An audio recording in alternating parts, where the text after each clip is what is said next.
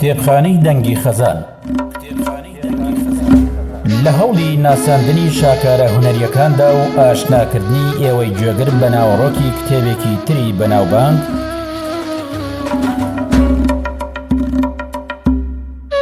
کتێبخانەی دەنگی خەزان کتێبی مەملەکەتی عێشق بە زنجیرە پێشکەشەکە.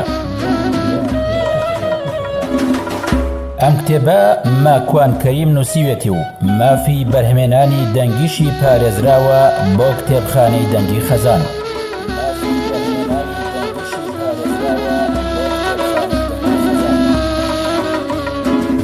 کتێبی مەملەکەتی عێشق لە ئامادەکردنی عەتا قەرەداخیە و بە دەنگی پێشڕۆمار پێشکەش دەکرێت.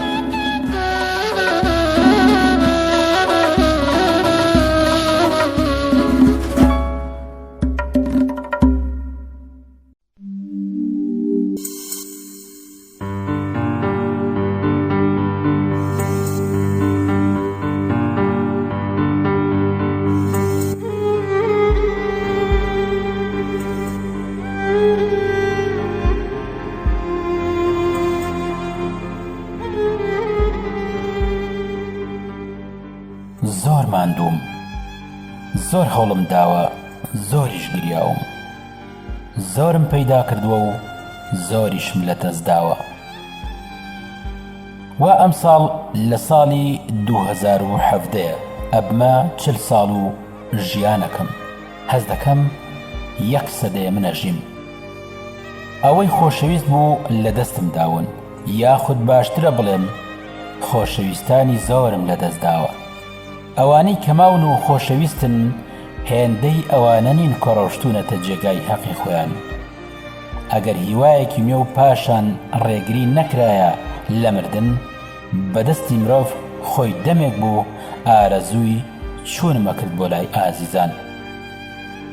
شەوێکیان بەدەم گریانەوە ئارەزووی مردنمە کرد. بەدەم خۆمەوە سۆزێکم ئەکرد و ئەموت ئەوە ڕۆشتن ئازیزان، بەجیان هێشت هەوارگەی ژین. سارا و دەشت و کۆی دڵی من لە دوای دابوون بە برین. مردن وەرە و لام چۆڵ مەکە، کەی میوانداری منەکەی. من ئازیزانم هەمووی لای تۆن، کەچی تۆ خۆتم لێونەکەی. دەوەرە دەی هەوارگەی ژینی من بێپەرژینە، ئەم غوربەت و سەرما و سۆڵە هەناوی منی لەت کردووە. تۆ سەرێک بدە لەم ژینەم بزانت تا مەزرۆی چییە، کە تۆ هاتی بمبەرەوە بۆ خلود و دام بماڵە لەم ژینە نەهامەتیە. مانای وانییە کەسێکی فاشیلم لە ژیاندا، نا، بەڵکو سوپاسی خوای پەروەردگار مەکەم لەسەر ئەو هەموو ناز و نیعمەتەی بە منی بەخشیوە، لە پارە، لە گەنجی، لە ژنی باش، لە مناڵی جوان، لە باشترین ژیان، لە لەشساغی، لە سومعەی باش و هەتا دوایی. ئاوات خواستنیش بە مەرگ تاوان نییە. لە قورئاندا چەندین کەسی باش ئاواتیان بە مەرگ خواستووە، وەک خاتوو مریەم دایکی عیسا سەلامی خوای لێبێ، وەک پێغەمبەر یوسف، هەتا دوایی. لێرە ئامانج لەم بەسەرهاتەی ژیان کە بۆ ئێوەی بەڕێزم باس کرد پێگەیاندنی ئێوەیە، چونکە هەستەکەم قسەی ئەکادیمی و چوونە ناو باسە ئاکاریەکان هێندەی چیرۆکێک کاریگەری ناکاتە سەر ناخی ئێوەی هاونیشتیمانیم. لە ڕاستیدا ناخ و سایکۆلۆژێتی ئێوەم باش ورد کردوێتەوە. لێتان ناشارمەوە ئەگەر بڵێم یەک بە یەکتان ئەناسم و لە ناو ناخیشتاندا یاری ئەەکەم. بڕوا بکەن کەمم وتووە، نەک لەبەر ئەوەی زانام یاخود خوا نەخواستە لە زانستی غەیبی ئەزانم یان پەنا ئەگرم بەخوا فاڵ بگرمەوە، نا، بەڵکو دەرئەنجامی ژیانم لەگەڵتاندا و تێکەڵبوونم بە کچان و کوڕان و بە پیر و پیاوان و ژنان ئەو ئەزمونەی داومەتێ کە بەڕاستی شانازی بەخۆمەوە ئەکەم کە لە خزمەتی ئێوەدام. ئەمەش لە ئێوەوە دەستم کەوتووە. کە سوپاسی معبودم ئەکەم لەسەری. بڕوا بکەن ئەم توانی بە زمانێک بنووسم کەس لێم تێنەگات و بڵێم ڕۆشنبیرم و ئەتوانم وشەڕێک بخەم و یاری بە ئەدەبیات بکەم، بەڵام زۆر حەزم کرد بە ناختاندا شۆڕ ببمەوە و لەگەڵ ناخی ئێوەدا قسە بکەم. هەستەکەم سەرکەوتوو بووم. دووبارە سوپاس بۆ خوا. ئەم ئەلوبەر ڕاستە ئێرتیجالیە گرتومەتەبەر، واتە شتی ئاسایی و سادە و زمانی ناو خەڵکی ئاساییە. ئەدەبی ئێرتیجالی ئەدەبی کلتوری ناو شەقامە، ناوەخنەکەی پڕیەتی لە ڕۆشنبیری قورس، بەڵام بە زمانێکی سادە. ویستومە بۆ دکتۆرە قسە بکەم، لە هەمان کاتدا بۆ عەرەبانەچیەکیش. لەگەڵ ناخی کچێکدا قسەم کردووە، هەستم کردووە کوڕیش دڵی لامە. قسەم بۆ قوتابیەکی زانکۆ کردووە، لە هەمان کاتدا بۆ دەیان کەسی سەرەتایی کە تەنها توانای خوێندنەوەیان هەیە. ویستومە ئەوانیش بدوێنم. ئەم ئسلوبە ئسلوبی قورئانیە. چۆن؟ خوای گەورە ئاماژەی بۆ کردووە کە باسی چیرۆک و مێژوومان بۆ ئەکا. ئەفەرمێت بۆ ئەوانەی کە خاوەنی بیرن و هزرڤانن، ئەوانە ئەبێت بیری لێ بکەنەوە. کەواتە ئەم ئاماژێ بۆ ئەوەیە کەوانەی زۆر گرنگی تێدایە. وەک ئەفەرمێت وَلَوْ شِئْنَا لَرَفَعْنَاهُ بِهَا وَلَكِنَّهُ أَخْلَدَ إِلَى الْأَرْضِ وَاتَّبَعَ هَوَاهُ فَمَثَلُهُ كَمَثَلِ الْكَلْبِ إِنْ تَحْمِلْ عَلَيْهِ يَلْهَثْ أَوْ تَتْرُكْهُ يَلْهَثْ ذَلِكَ مَثَلُ الْقَوْمِ الَّذِينَ كَذَّبُوا بِآيَاتِنَا فَاقْصُصِ الْقَصَصَ لَعَلَّهُمْ يَتَفَكَّرُونَ. چیرۆکی بەسەرهاتەکان ئەبێتە هۆکاری پەند ئامێز بۆ خەڵکی. کەواتە مێژوو زۆر گرنگە، ئەبێت هەموو ڕەهەندەکانی بخوێنینەوە. ئەمە چیرۆک نییە، ئەمە ڕەهەندی واقعی کۆمەڵگەکەمانە و مێژووە، واتە زانستی مێژووە. ڕەهەندەکانی خوێندنەوەی من بۆ مێژوو بریتیە لە ڕەهەندی یەکەم توراسی میلەت و گەنجینەیەتی، ڕەهەندی دووەم پێوەری گەورە پیاوانیەتی بۆ دروستکردنی شارستانیەتی و ڕۆشنبیری، ڕەهەندی سێم یادگاری ئەلبومی خەڵکەکەیە وەک شیعر و ژیانی ڕۆژانەیان، ڕەهەندی چوارەم پەند و ئامۆژگاری لەسەر وەرەگیرێت و خەڵکی لەسەر پەروەردەکرێت، ڕەهەندی پێنجەم ئەزموونی پیاوچاک و خراپەکاران ئاشنا ئەکەیت بە ئەزمونت،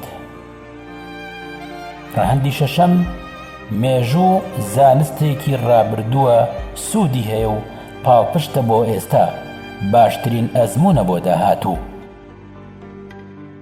ئێستا لەوانەیە هەست بکەیت لە ناو ئەدەبیاتێکی ئێرتیجالیدا ئەدەبیاتێکی ئاکادیمیتان ناسیوە بەبێ ئەوەی ماندووتان بکەم و هەمووتان هەستان پێکردووە بە تەشویقەوە خوێندووتانەتەوە.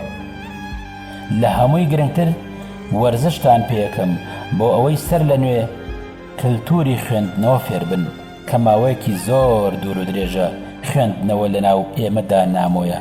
ئەزانن ویستم فێری ئەوەتان بکەم کە ژیان بریتی نییە لە کات، بەڵکو ژیان بریتیە لە ئێمە.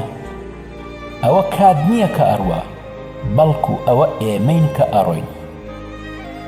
ئەمەوێت پێتان بڵێم کە خوای گەورە هەمیشە خۆشی ئەوێن، بەو مەرجەی تەکەببورمان نەبێت و خۆمان بەزل نەزانین لە ئاستی تەوبەکردن و تاوانەکانماندا. هاوینی ساڵی 1995 زۆر تەوبەم کرد و تەوبەکانم شکان. شەوێکیان پەروەردگارم لە خۆم ڕەنجان، ئیتر وامزانی خوا خۆشی ناویم. چوومە ناو جێگەکەم، چەند دڵۆپێک لە فرمێسک بە چاومدا هاتە خوارەوە و خەوم لێکەوت.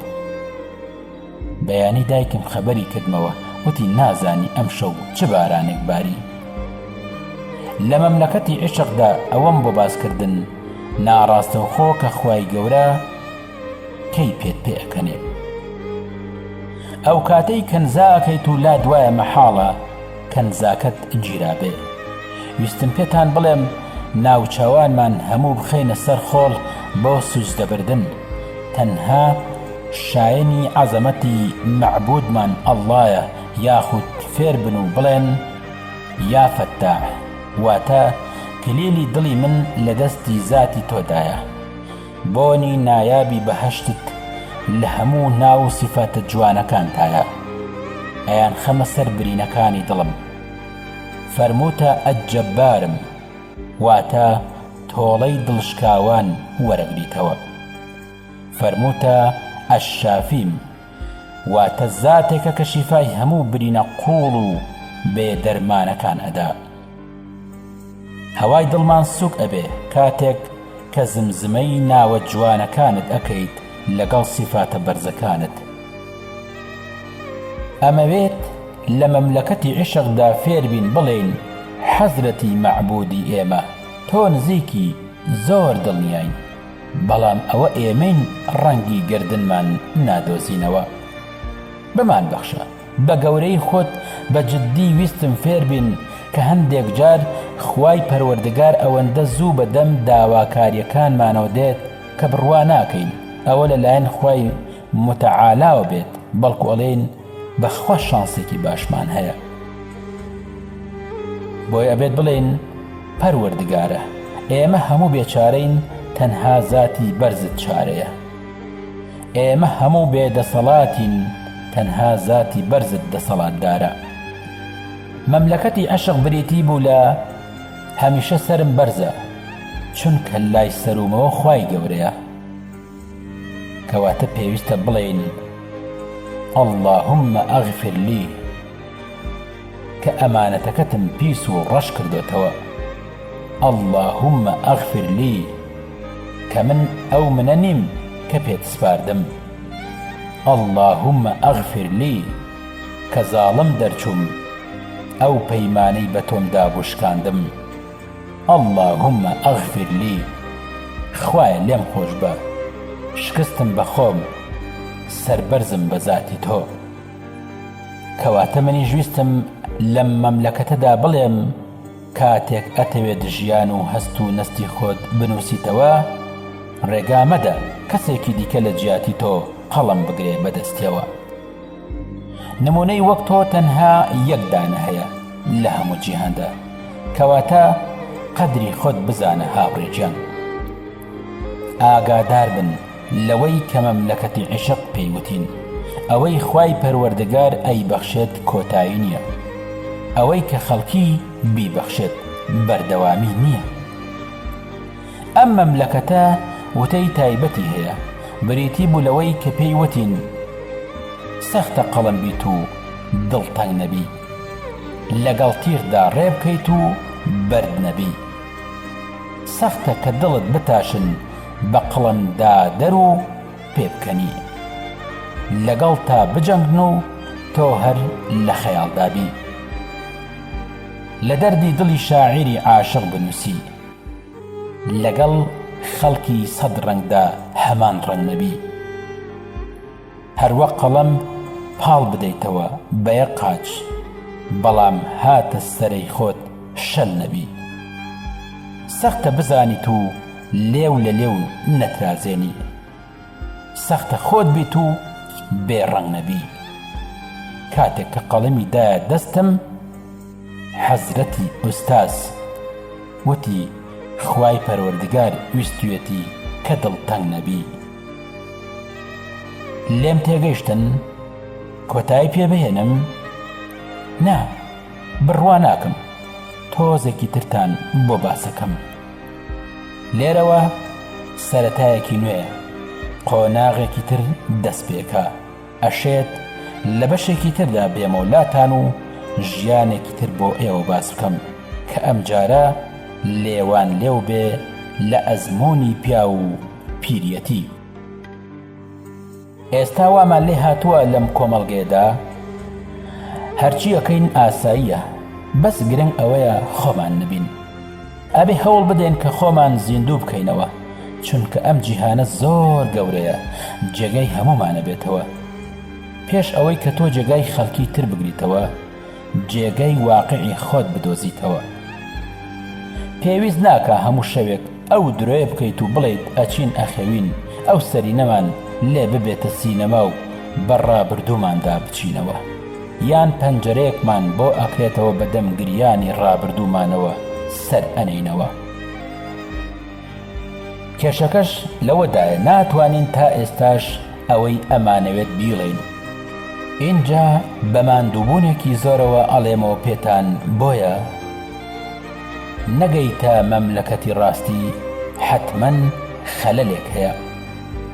دوای تۆزێک لە ئارامی هەستەکەم چاکردنی خەلەلەکە ئەبێت بە چاکسازی و ئیرادەی ئەبوبەکر بێ، دادپەروەری عومەری لەگەڵ بێ، بە بەخشینی عوسمان بوونی هەبێ، بە ئارامی عەلی دروست هەبێ، واتە بە شۆڕشی هاوڵانی محەممەد چارەسەرەکرێ درودی خوای لێبێ.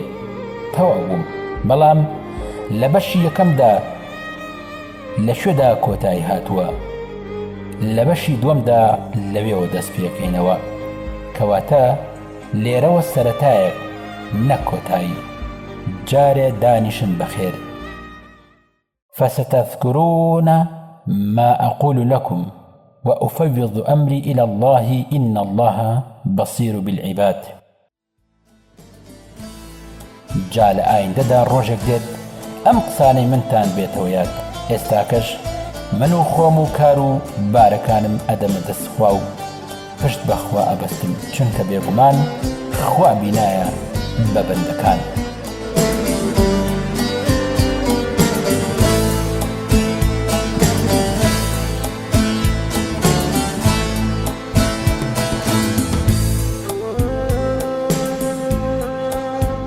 ئازیزان و خۆشەویستان، لێرەدا و بەم شێوەیە چیرۆک و بەسەرهاتەکانی کتێبی مەملەکەتی عیشق کۆتایی هات. تا لە کتێبێکی تر و بەرهەمێکی تردا دێنەوە خزمەتان. ڕێز و سڵاوی عەتا قەرەداخی جەبەجەکار پێشڕامە پێشکەشکە قبوڵ بفەرمون. شاد و کامەران بن، خواتان لەگەڵ.